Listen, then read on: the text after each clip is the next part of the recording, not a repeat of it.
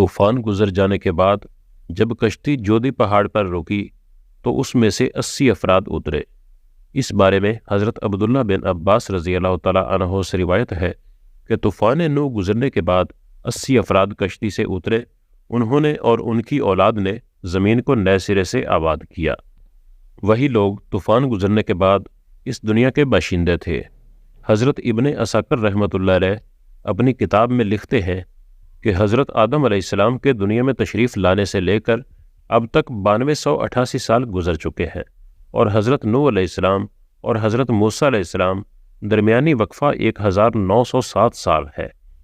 حضرت آدم اور حضرت نوح علیہ السلام کے درمیان 1142 سال کا فرق ہے، یعنی حضرت آدم علیہ السلام کی وفات کے تقریباً 1420 سال بعد طوفان نوح کا عذاب دنیا پر واقع ہوا۔ جب یہ 80 لوگ کشتی سے اترے تو یہ شروع میں بابل کے ارد گرد آباد ہوئے، اور وہاں انہوں نے ایک بازار بھی قائم کیا جس کو سوق شمانین یعنی 80 افراد کا بازار کہا جانے لگا۔ شروع میں یہ مختلف زبانیں بولتے تھے، پھر اللہ پاک نے ان پر کرم کیا اور ان کو ایک نئی زبان عربی سے متعارف کروا دیا۔ حضرت نوح علیہ السلام کی اولاد کے بارے میں 2 روایات پائی جاتی ہیں۔ پہلی روایت یہ ہے کہ طوفان سے قبل حضرت نوح علیہ السلام کی کوئی اولاد نہ تھی، جبکہ دوسری روایت جو کہ کافی مستند ہے کہ طوفان سے حضرت نوح علیہ السلام کی اولاد موجود تھی، جبکہ ان کے بیٹے سام کی عمر 98 برس تھی۔ یہ یاد رہے کہ طوفان نوح میں تمام انسانیت کو اللہ پاک نے ہلاک کر دیا، سوائے ان 80 لوگوں کے جو کہ حضرت نوح علیہ السلام پر ایمان لائے اور کشتی میں سوار ہوئے۔ آج یہ ساری دنیا نسل نوح علیہ السلام ہی مانی جاتی ہے۔ اللہ پاک قرآن پاک میں فرماتا ہے، اور ہم نے اس کی اولاد کو باقی رکھا۔ حضرت ابن عباس رضی اللہ تعالیٰ عنہ سے روایت ہے کہ حضرت نوح کے 4 بیٹے پیدا ہوئے تھے، سام، حام، یافس اور کنان۔ حضرت سام کی اولاد سفید اور گندمی رنگ کی پیدا ہوئی، حضرت حام کی اولاد کالی پیدا ہوئی، تیسرے بیٹے حضرت یافس کی اولاد سرخی مائل پیدا ہوئی، اور چوتھا بیٹا کنان جو کہ طوفان نوح میں ہی غرق ہوا تھا۔ حضرت ابو قتادہ سے روایت ہے کہ تمام انسان حضرت نوح علیہ السلام کی اولاد ہی ہیں۔ چنانچہ یہ 80 افراد کی اولاد بڑھتے بڑھتے 1 لاکھ تک پہنچ گئی، اور انہوں نے بابل کو اپنا مسکن بنا لیا۔ جب جگہ تنگ پڑنے لگی تو یہ لوگ دوسرے علاقوں کی طرف بھی ہجرت کرنے لگے۔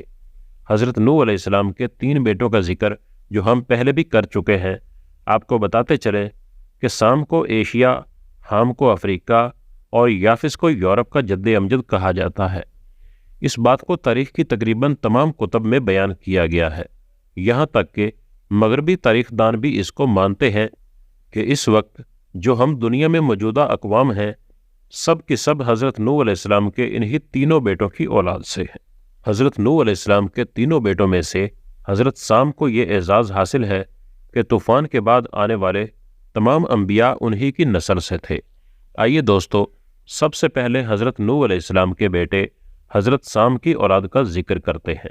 حضرت سام کے بیٹوں کی تعداد تاریخ کی کتابوں میں متفقہ علیہ 11 بیان کی گئی ہے، جن کے نام ایلام، کہتان، اسور، عاد، کتبہ، ارفکسد، نود، کیے، یود، ارشد اور ارام بیان ہوتے ہیں۔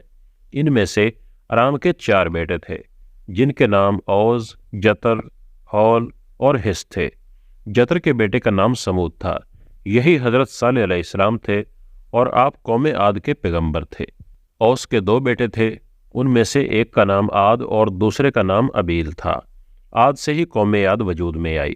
ابیل کے بیٹے یسرب نے ایک بستی آباد کی تھی جو اس کے نام کی مناسبت سے یسرب مشہور ہوئی، لیکن جب نبی مکرم حضرت محمد صلی اللہ علیہ وسلم نے مکہ سے یسرب ہجرت کی تو اس کا نام مدینہ منورہ رکھ دیا گیا۔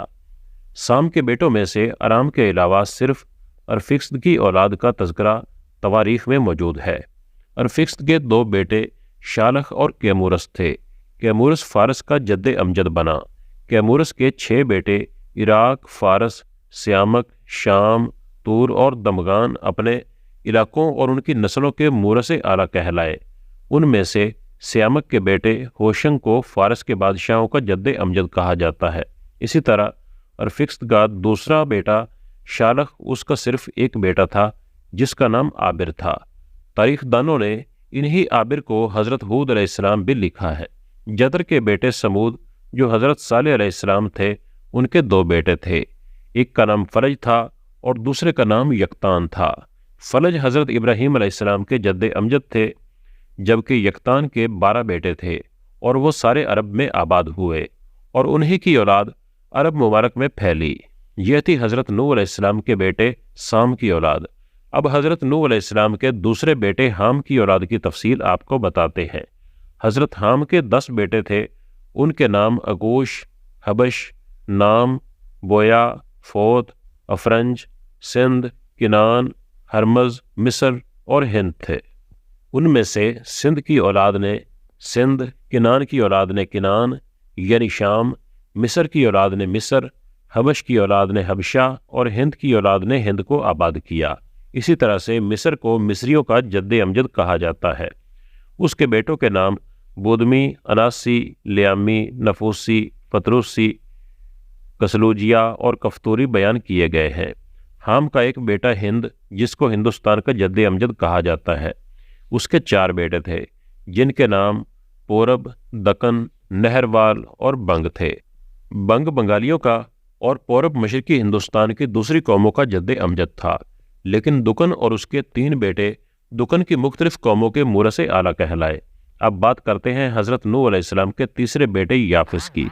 حضرت یافس کے 10 بیٹے تھے، جن کے نام بالترتیب ادریس، ترک، ہمبر، چین، مادی، ماجوج، یادان، توبل، مسک اور تیراس ہیں۔ چینی عوام حضرت یافس کے بیٹے چین کی اولاد ہے۔ ترک کی اولاد نے ترکستان کی ریاستیں آباد کیں۔ مسلک اور توبل نے روس کو آباد کیا۔ ابھی بھی روس میں یہ 2 شہر موجود ہیں۔ اللہ اکبر! دیکھیے میرے اللہ کی شان، کیسے حضرت آدم علیہ السلام سے انسانوں کی ابتدا کی اور پھر طوفان نوح میں ایک دفعہ انسانوں کو ختم کیا، اور کس طرح پھر دوبارہ طوفان نوح کے بعد کروڑوں انسانوں کو پیدا کر دیا۔ بے شک زمین و آسمان بلکہ اس پوری کائنات کا اللہ ہی خالق و مالک ہے۔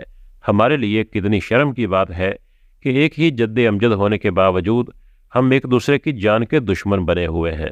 اللہ پاک ہم سب کو ہدایت اور بھائی چارہ عطا فرمائے۔